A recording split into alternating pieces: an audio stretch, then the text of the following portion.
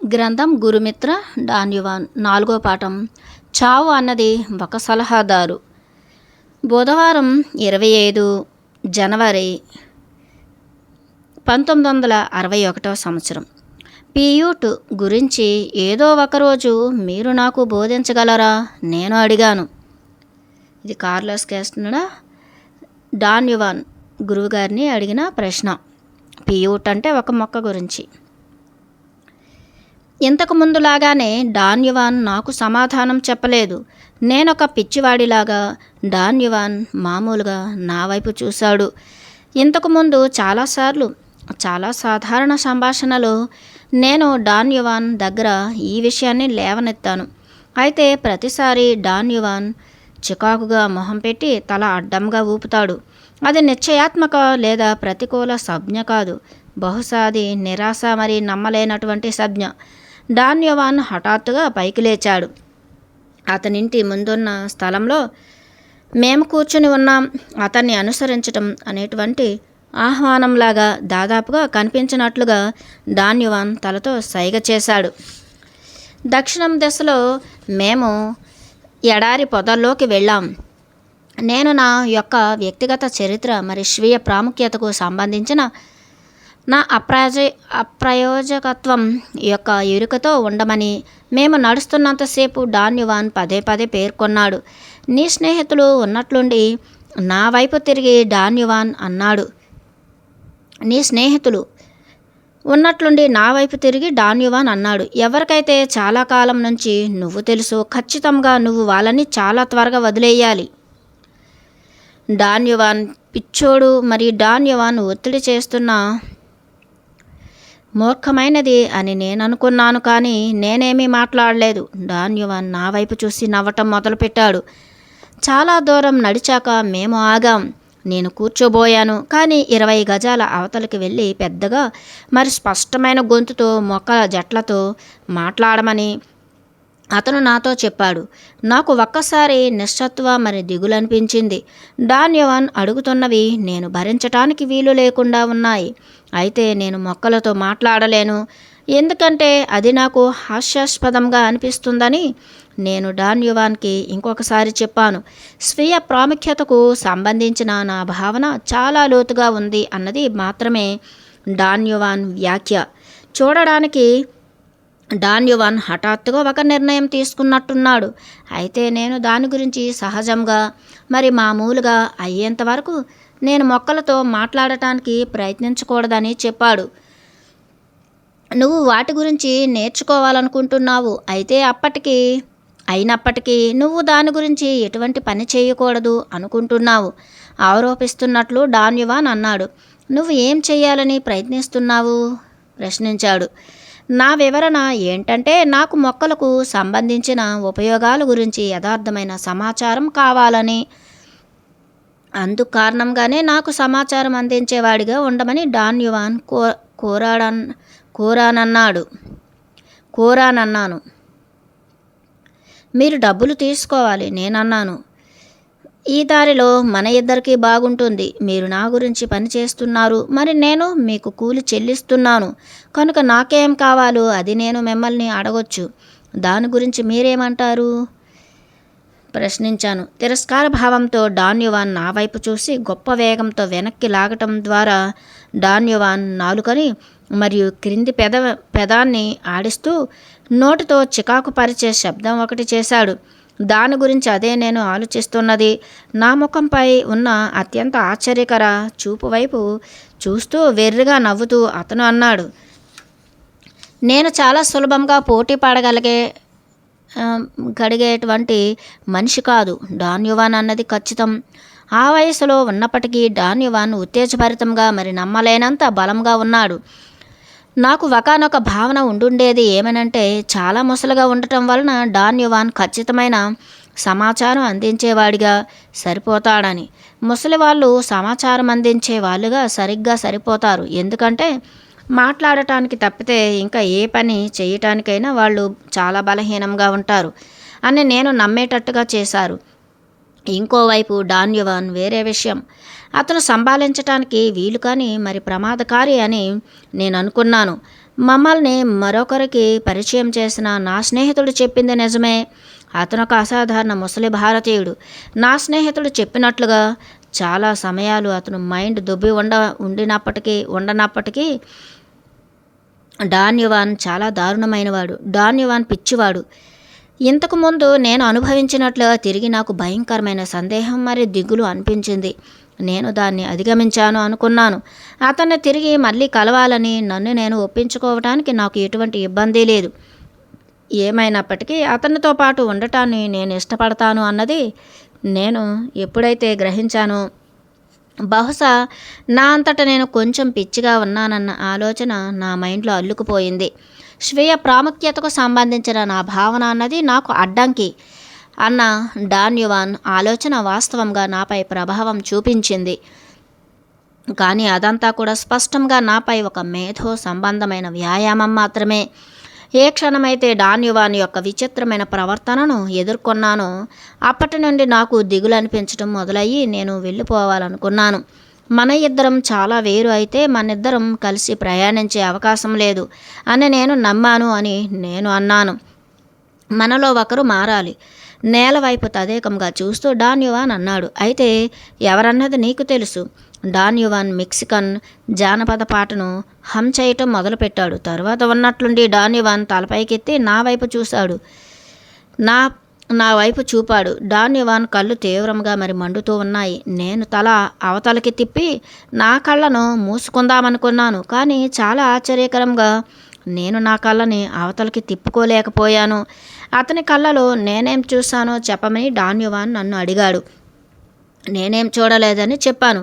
కానీ అతని కళ్ళు నాకేం గుర్తు చేశాయో చెప్పమని అతను నన్ను ఒత్తిడి చేశాడు.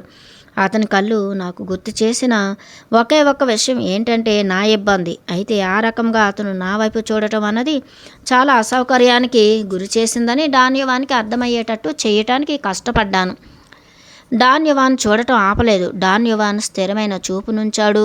అది బొత్తిగా భయంకరమైన లేదా సగటు చూపు కాదు. బహుశా అదొక భావగర్భితమైనది అయినప్పటికీ కఠినమైన చూపు. డాన్ యువాన్ ఏమన్నా పక్షిని గుర్తు చేస్తున్నాడా నాకు అని అతను నన్ను అడిగాడు. ఒక పక్ష నేను ఆశ్చర్యకరంగా అడిగాను. డాన్ యువాన్ చిన్నపిల్లవాడిలాగా నవ్వుకొని అతని కళ్ళని నా నుండి అవతలకి తీసేశాను. అవును, మృదువుగా డాన్ యువాన్ అన్నాడు. ఒక పక్షి, ఏ వెరీ ఫన్నీ బర్డ్. అతని యొక్క చూపును మళ్ళీ నాపై ఉంచి గుర్తు తెచ్చుకోమని ఆజ్ఞాపించాడు. అతనికి తెలుసని నేనా చూపును ఇంతకుముందు చూశానని డాన్ యువాన్ అసాధారణమైన నమ్మకంతో చెప్పాడు. ఆ క్షణంలో నా భావనలు ఏంటంటే, డాన్ యువాన్ మాట్లాడిన ప్రతిసారి నా నిజాయితీ అయిన కోరికకు వ్యతిరేకంగా ఆ ముసలాయన నన్ను ప్రేరేపిస్తున్నాడు. స్పష్టమైన ధిక్కారంతో నేను తిరిగి తదేకంగా అతని వైపు చూశాను. కోపం తెచ్చుకోవటానికి బదులు అతను నవ్వటం మొదలుపెట్టాడు. ఒక అడవి గుర్రాన్ని స్వారీ చేస్తున్నట్లుగా అతను అతని తొడను చరిచి అరిచాడు. తరువాత అతను గంభీరంగా అయ్యి అతనితో కోట్లాడటం ఆపేసి అతను మాట్లాడుతున్న ఆ ఫన్నీ బర్డ్ని గుర్తు తెచ్చుకోవటం చాలా అతి ముఖ్యమైనది అని డాన్ యువాన్ అన్నాడు. నా కళ్ళలోకి చూడు, డాన్ యువాన్ అన్నాడు. వాస్తవానికి డాన్ యువాన్ కళ్ళు అసాధారణమైన తీవ్రతతో ఉన్నాయి. అదేంటన్నది నాకు ఖచ్చితంగా నాకు తెలియలేదు. కానీ దేనికో సంబంధించిన దాన్ని నాకు జ్ఞప్తికి తెచ్చాయన్న వాటి గురించిన భావన అక్కడుంది. ఒక్క క్షణం నేను దానిలో మునిగిపోయాను. అయితే ఉన్నట్లుండి నేను గ్రహించాను, అది డాన్ యువాన్ కంటి యొక్క ఆకృతి కాదు, లేదా డాన్ యువాన్ తలకాయ యొక్క ఆకృతి కాదు. కానీ భైరవి డేగ కళ్ళలోని చూపుకు సంబంధించిన దాన్ని జ్ఞప్తికి తెచ్చిన తన చూపులోని ఏదో చల్లని తీవ్రత. అతడు నేరుగా కాకుండా నా వైపు చూస్తున్నాడు అన్న గ్రహింపు వచ్చిన మరుక్షణం ఒక్క క్షణం పాటు నా మైండ్ పూర్తి గందరగోళమయ్యింది. డాన్ యువాన్ లక్షణాలకి బదులుగా భైరవి డేగకు సంబంధించిన లక్షణాలను చూశాను అని నేను అనుకున్నాను. ఆ దృశ్యం చాలా నిలకడలేనిదిగా ఉంది. అయితే దానిపై ఎక్కువ శ్రద్ధ పెట్టాల్సి వచ్చినందుకు నేను చాలా కలత చెందాను. చాలా ఉత్తేజమైన గొంతులతో అతని ముఖంలో భైరవీ డేగ లక్షణాలను చూశానని నేను ప్రమాణపూర్తిగా చెప్పగలనని నేను డాన్ యువాన్తో అన్నాను. డాన్ యువాన్ ఇంకొకసారి నవ్వాడు.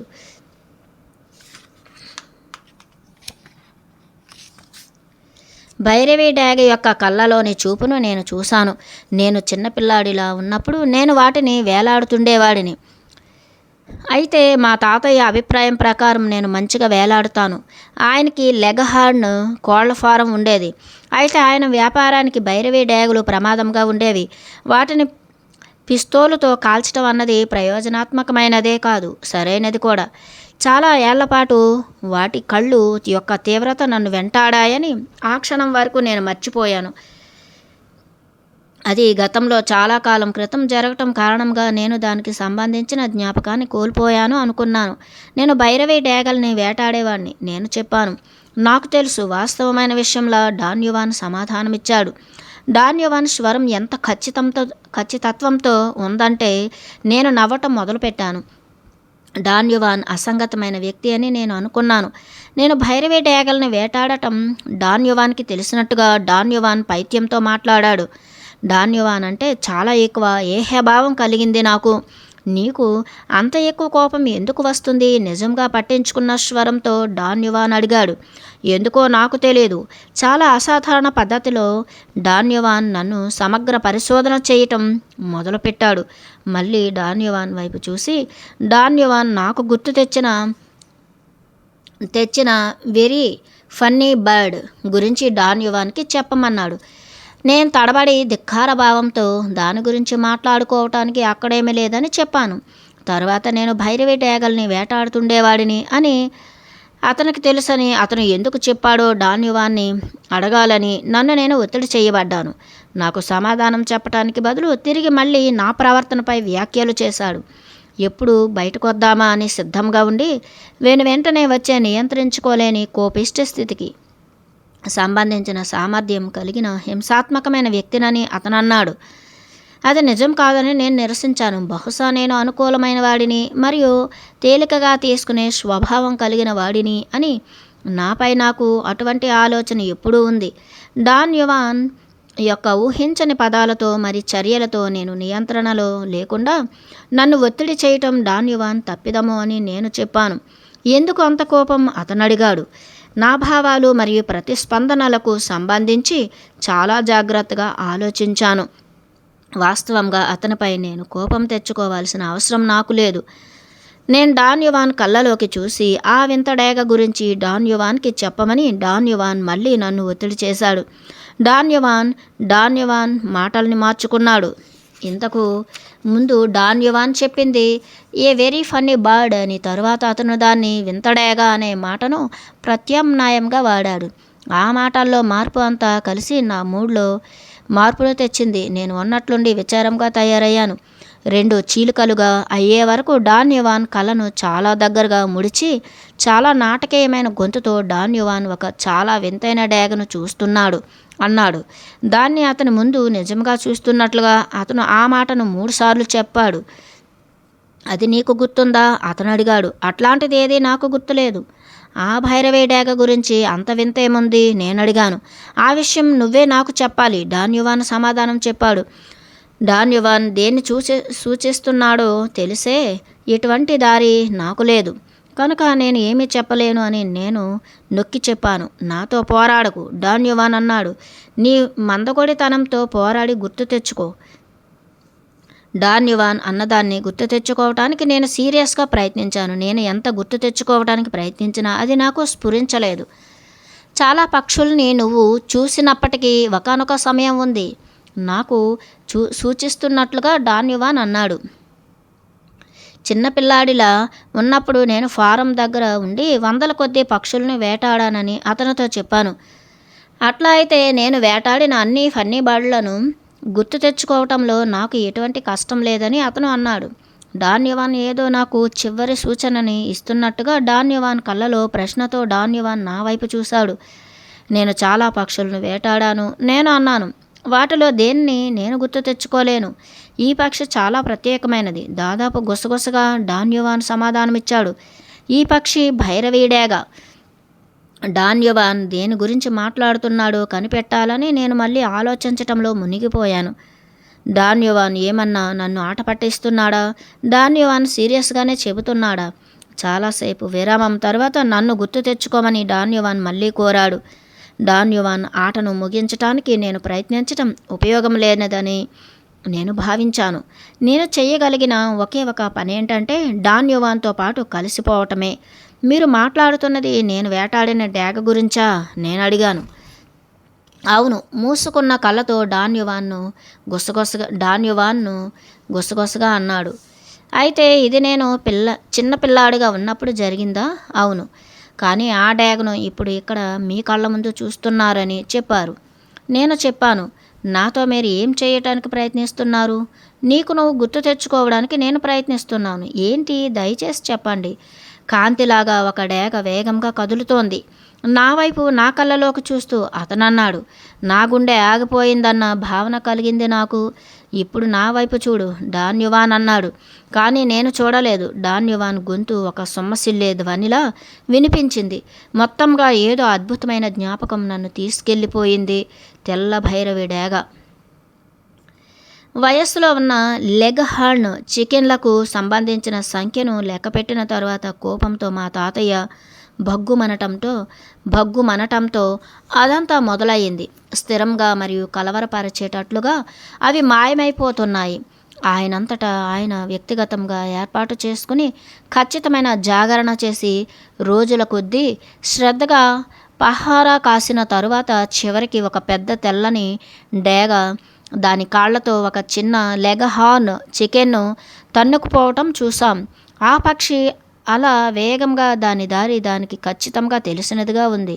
కొన్ని చెట్ల వెనుక నుంచి క్రిందకు దూసుకువచ్చి ఒక కోడి పిల్లని చిక్కించుకుని 2 కొమ్మల మధ్య కాలితో నుంచి అవతలికి ఎగిరిపోయింది. అది ఎంత వేగంగా జరిగిందంటే మా తాతయ్య దాన్ని చాలా కష్టం మీద అస్పష్టంగా చూడగలిగాం. కానీ నేను ఖచ్చితంగా చూశాను, అది నిజంగా డేగే. అట్లా అయితే అది అల్బినో ఫాల్కన్ తెల్లడేగ, మా తాతయ్య చెప్పారు. ఆ తెల్లడేగ కోసం మేము కాపు కాసాము. అయితే 2 సార్లు నేను దాన్ని చేజిక్కించుకున్నాను అనుకున్నాను. అది దాని ఆహారాన్ని కూడా వదిలేసింది. కానీ అది తప్పించుకుని అవతలకు వెళ్ళిపోయింది. అది నాకంటే చాలా దూరంగా ఉంది. అది చాలా తెలివిగలది కూడా. మా తాతయ్య ఫారంలోకి వేటాడటానికి అది మళ్ళీ ఎప్పుడూ తిరిగి రాలేదు. ఆ పక్షిని చంపు అని నన్ను మా తాతయ్య మాటిమాటికి గుచ్చుండకపోతే నేను దాని గురించి మర్చిపోయి ఉండేవాణ్ణి. నేను నివసిస్తున్న లోయంతా 2 నెలలు నేను ఆ తెల్లడేగను వెంటాడుతూ తిరిగాను. నేను దాని అలవాట్లని తెలుసుకున్నాను. మరి అది ఎగిరి వెళ్ళే దారిని నేను దాదాపుగా అర్థం చేసుకున్నాను. అయినప్పటికీ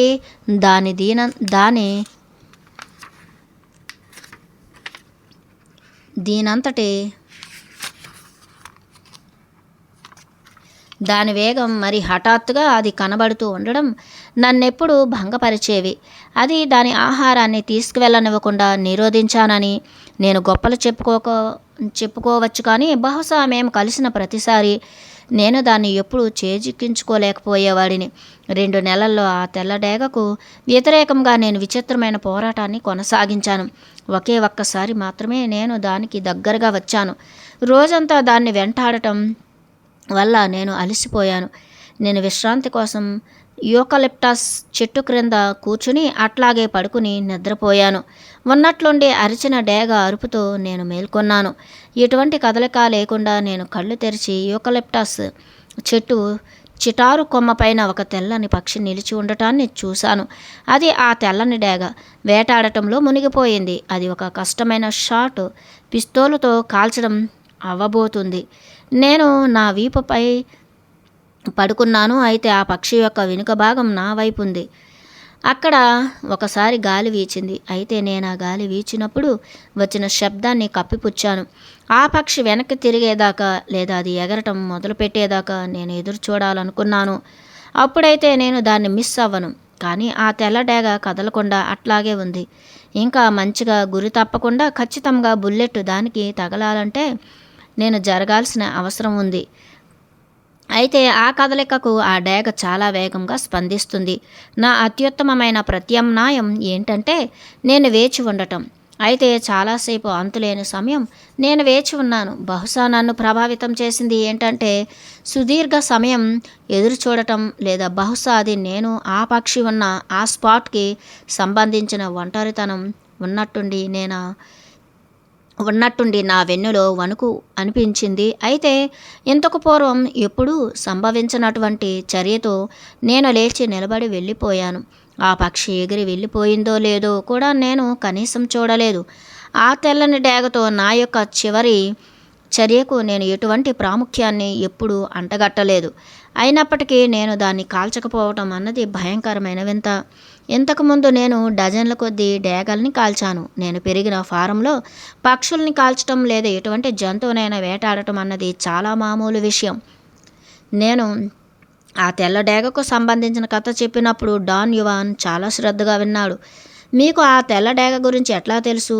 చెప్పటం పూర్తయిన వెంటనే నేను అడిగాను. నేను చూశాను, అతను సమాధానమిచ్చాడు. ఎక్కడ? ఇక్కడే నీ ఎదురుగా. నేను ఇంకా ఎంత మాత్రమూ తర్కించే మూడ్లో లేను. దీనంతటి అర్థం ఏంటి? నేను అడిగాను. అటువంటి ఒక తెల్ల పక్షి అన్నది ఒక శకునం. అయితే దాన్ని కాల్చి చంపకపోవటం అన్నదే చెయ్యాల్సిన ఒకే ఒక్క సరైన పని అని అతను చెప్పాడు. నీ చావు నీకు చిన్న హెచ్చరిక చేసింది, భావగర్భితమైన స్వరంతో డాన్ యువాన్ అన్నాడు. అదెప్పుడు కూడా ఒక వణుకులాగా వస్తుంది. మీరు దేని గురించి మాట్లాడుతున్నారు? ఆతృతగా భయంగా నేను అన్నాను. అతని అసాధారణ మాటతో డాన్ యువాన్ను నిజంగానే నన్ను భయపెట్టాడు. నీకు పక్షుల గురించి చాలా ఎక్కువగా తెలుసు, డాన్ యువాన్ అన్నాడు. వాటిలో నువ్వు చాలా వాటిని చంపావు. నీకు ఎట్లా ఎదురు చూడాలో తెలుసు. నువ్వు గంటల సహనంతో వేచి చూశావు. అది నాకు తెలుసు. నేను దాన్ని చూస్తున్నాను.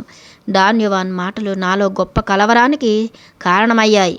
డాన్ యువాన్కి సంబంధించి నన్ను బాగా చికాకు పెట్టి ఇబ్బంది కలిగించింది ఏంటంటే డాన్ యువాన్ ఖచ్చితత్వంతో చెప్పే వాస్తవం. నా జీవితంలో నా గురించి నాకే ఖచ్చితంగా తెలియని వాటి గురించి డాన్ యువాన్ పిడివాద అకుంఠిత విశ్వాసం ముందు నేను నిలబడలేకపోతున్నాను. విచారానికి సంబంధించిన నా భావనలలో నేను మునిగిపోయాను. అయితే డాన్ యువాన్ నాపైన వంగుని వాస్తవంగా డాన్ యువాన్ నా చెవిలో ఏదో గునిగాడు. అప్పటి వరకు నేను అతన్ని చూడలేదు. మొదట నాకు అర్థం కాలేదు. అయితే డాన్ యువాన్ మళ్ళీ చెప్పాడు. చాలా మామూలుగా వెనక్కి తిరిగి నా ఎడం ప్రక్కనున్న కొండరాయిని చూడమని నాతో చెప్పాడు. నా చావు అక్కడ ఉండే నన్నే తదేకంగా చూస్తోందని. అయితే డాన్ యువాన్ ఎప్పుడైతే సైగ చేస్తాడో అప్పుడు నేను వెనక్కి తిరిగితే దాన్ని చూసే సామర్థ్యం ఉండొచ్చని డాన్ యువాన్ చెప్పాడు. డాన్ యువాన్ అతని కంటితో నాకు సైగ చేశాడు. నేను తిరిగాను. అయితే ఆ కొండరాయిపైన మినుకుమనే కదలికను నేను చూశాను అనుకున్నాను. నా శరీరంలో వణుకు ప్రవేశించింది. నా పొట్ట నరాలు అసంకల్పితంగా సంకోచించాయి. అయితే ఈడ్పు కుదుపును అనుభవించాను. కొంతసేపటి తర్వాత నేను నా నిగ్రహాన్ని తిరిగి పొందిన తర్వాత ఆ మినుకుమనే నీడను చూడడానికి సంబంధించిన భావన అన్నది అకస్మాత్తుగా నా తలను తిప్పటం వల్ల కలిగిన దృష్టి భ్రాంతి అని నేను వివరించాను. చావు అన్నది మన శాశ్వతమైన సహచరుడు, అత్యంత సీరియస్గా డాన్ యువాన్ చెప్పాడు. భుజం పొడవులో అది ఎల్లప్పుడూ మన ఎడం వైపు ఉంటుంది. నువ్వు తెల్ల డేగను చూస్తున్నప్పుడు అది నిన్ను చూస్తోంది. దాన్ని ఈరోజు నువ్వు అనుభవించినట్లుగా. అది నీ చెవిలో గుసగుసలాడినప్పుడు నువ్వు దాని యొక్క వణుకును అనుభవించావు. అది ఎప్పుడూ నిన్ను గమనిస్తూనే ఉంది. అది నిన్ను తట్టేదాకా అది ఎప్పుడూ గమనిస్తూ ఉంటుంది. డాన్ యువాన్ చేతుల్ని చాచి నా భుజాన్ని చిన్నగా ముట్టుకున్నాడు. అయితే అదే సమయంలో నా నాలికతో లోతైన టకటక శబ్దం చేశాడు. ఆ ప్రభావం విధ్వంసకరంగా ఉంది. దాదాపుగా నా కడుపు చెడిపోయింది. చావు వేచి చూసినట్టుగా ఎవరైతే ఆటను అనుసరించి సహనంతో వేచి చూస్తాడో ఆ పిల్లాడివి నువ్వే. ఏ దారిలో అయితే నువ్వు తెల్లడేగకి ఎడం వైపు ఉన్నావో అదే దారిలో చావు మన ఎడం వైపు ఉందని నీకు చాలా బాగా తెలుసు. అతని మాటలకి నన్ను అసమంజసమైన భీతిలోకి నెట్టేశాయి. నాకున్న ఒకే ఒక్క రక్షణ ఏంటంటే డాన్ యువాన్ చెప్పిన ప్రతిదీ వ్రాసుకోవటానికి నేను ఖచ్చితంగా నిబద్ధుడినై ఉండాలి. చావు మనల్ని వెంబడిస్తోందని మనకు తెలిసినప్పుడు ఎవరైనా సరే వారు చాలా ముఖ్యమని ఎట్లా భావిస్తారు? డాన్ యువాన్ అడిగాడు. నా సమాధానం నిజంగా అవసరం లేదనే భావన కలిగింది నాకు. అయినా నేను కూడా ఏదీ చెప్పలేకపోయాను. ఒక కొత్త మూడు నన్ను ఆక్రమించుకుంది. నువ్వు అసహనంగా ఉన్నప్పుడు చేయాల్సిన పనేంటంటే, డాన్ యువాన్ కొనసాగించాడు, నీ ఎడం వైపుకు తిరిగి నీ వీపు నుండి సలహా అడుగు. నీ చావు నీకు సంజ్ఞ చేస్తే, లేదా దాని స్వల్పకాల దృష్టిని నువ్వు పట్టుకుంటే, లేదా నీ సహచరుడు నిన్ను గమనిస్తున్నాడు అనేటువంటి భావన మామూలుగా నీకంటే నీకుంటే ప్రాముఖ్యం లేనివి నీకంటే ప్రాముఖ్యం లేనివి అపారమైన మొత్తంలో విడిచిపెట్టబడతాయి. డాన్ యువాన్ మళ్ళీ నాపై వంగుని సైగను చూసిన వెంటనే హఠాత్తుగా నేను నా ఎడం వైపుకు తిరిగితే ఆ కొండరాయిపైన నా చావును మళ్ళీ నేను చూడొచ్చు అని డాన్ యువాన్ మెల్లగా చెప్పాడు. డాన్ యువాన్ కళ్ళు దాదాపుగా కనిపించనంత సైగ చేశాయి నాకు. కానీ నేను చూడటానికి ధైర్యం చేయలేదు. నేను నమ్మాను అని. అయితే ఇంకా ఆ విషయాన్ని మరింత సాగదీయొద్దని, ఎందుకంటే నేను భయపడ్డానని డాన్ యువాన్తో చెప్పాను. అతను పొట్ట చెక్కలయ్యేలా నవ్వాడు. మన చావుకు సంబంధించిన విషయం అన్నది ఎప్పుడు ఎంత దూరమో సాగదీయలేమని డాన్ యువాన్ సమాధానమిచ్చాడు. అయితే నా చావు పైన వసించడం అన్నది అర్థం లేనిదని, ఎందుకంటే అటువంటి ఒక ఆలోచన అసౌకర్యాన్ని మరి భయాన్ని మాత్రమే తీసుకొస్తోందని నేను వాదించాను. నువ్వు మొత్తం తెలివి తక్కువ సంభాషణ చేస్తున్నావు, డాన్ యువాన్ అన్నాడు. చావు మాత్రమే మనకున్న తెలివైన సలహాదారు. నువ్వు ఎప్పుడు అనుకునేటట్లుగా ప్రతిదీ నీకు ఎదురొస్తోంది. మరి నువ్వు నాశనమయ్యి పోబోతున్నావు అని నువ్వు అనుకున్నప్పుడు నీ చావు వైపు తిరిగి నేను అనుకున్నది సరైనదేనా అని అడుగు. నీ చావు నీకు చెబుతుంది నువ్వు తప్పని. దాని బాహ్యమైన స్పర్శతో నిజంగా అదేం పట్టించుకోవాల్సిన విషయం కాదు. నీ చావు నీకు చెబుతుంది ఇంతవరకు నేను నిన్ను ముట్టుకోనే లేదని. డాన్ యువాన్ తల ఊపి నా సమాధానం గురించి చూస్తున్నట్లున్నాడు. చూడటానికి నా దగ్గర ఏమీ లేదు. నా ఆలోచనలు ప్రబలంగా పరిగెత్తుతున్నాయి. నా అహంకారానికి అస్థిరమైన దెబ్బ చరిచాడు అతను. డాన్ యువాన్తో చికాకుగా ఉండటానికి సంబంధించిన స్వల్పమైన విషయం అన్నది నా చావుకు సంబంధించిన కాంతిలో వికృతంగా ఉంది. నా మూడు మారిపోవటం అన్న విషయాన్ని డాన్ యువాన్ పూర్తి గ్రహింపుతో ఉన్నాడన్న భావన కలిగింది నాకు. డాన్ యువాన్ పరిస్థితిని అతనికి అనుకూలంగా తిప్పేసుకోనున్నాడు. డాన్ యువాన్ నవ్వి ఒక మెక్సికన్ రాగాన్ని హమ్ చేయటం మొదలుపెట్టాడు. అవును, సుదీర్ఘ విరామం తర్వాత మృదువుగా డాన్ యువాన్ అన్నాడు, ఇక్కడ మనిద్దరిలో ఒకరు మారాలి. అయితే త్వరగా. చావన్నది వేటగాడు అయితే అది ఎప్పుడూ కూడా ఒకడి ఎడం ప్రక్కన ఉంటుంది అని ఇక్కడ మనిద్దరిలో ఒకరు మళ్ళీ తెలుసుకోవాలి. ఇక్కడ మనిద్దరిలో ఒకడు చావు యొక్క సలహా అడిగి వాళ్ళను ఎప్పుడు చావు స్పర్శించినట్టుగా వాళ్ళ బ్రతుకుతున్న మనుష్యులకు చెందిన అతి పాపిష్టి ప్రాముఖ్యత లేని వాటిని విడిచిపెట్టేయాలి. ఒక గంట పైన మేము నిశ్శబ్దంగా ఉన్నాం. తరువాత తిరిగి నడవటం మొదలుపెట్టాం. గంటల కొద్దీ ఆ ఎడారి పొదలో మేము సంచరించాం. అట్లా తిరగటానికి ఏమైనా ప్రయోజనం ఉందా అని నేను అతన్ని అడగలేదు. అదేమెంత విషయం కాదు. నేను పూర్తిగా మర్చిపోయినటువంటి దానితో ఎటువంటి మేధో సంబంధమైన ప్రయోజనాన్ని ఆపాదించకుండా మామూలుగా ఆ చుట్టుప్రక్కల తిరగటానికి సంబంధించిన పరిపూర్ణమైన ఆనందం అయినటువంటి ఆ పాత భావాన్ని తిరిగి పొందేటట్లుగా చేశాడతను. కొండరాయి పైన నేను ఏదైతే చూశానో దానిని నా స్వల్పకాల దృష్టితో నేను పట్టుకునేటట్టుగా అతను నన్ను చెయ్యాలనుకున్నాను. మళ్ళీ ఆ నీడని చూద్దామనుకుంటున్నాను. నేనన్నాను, నువ్వు అనేది నీ చావునే కదా. గొంతులో వ్యంగ్యాన్ని జోడించి డాన్ యువాన్ సమాధానమిచ్చాడు. ఒక క్షణం దాన్ని మళ్ళీ పలకరించటానికి నాకు అయిష్టత అనిపించింది.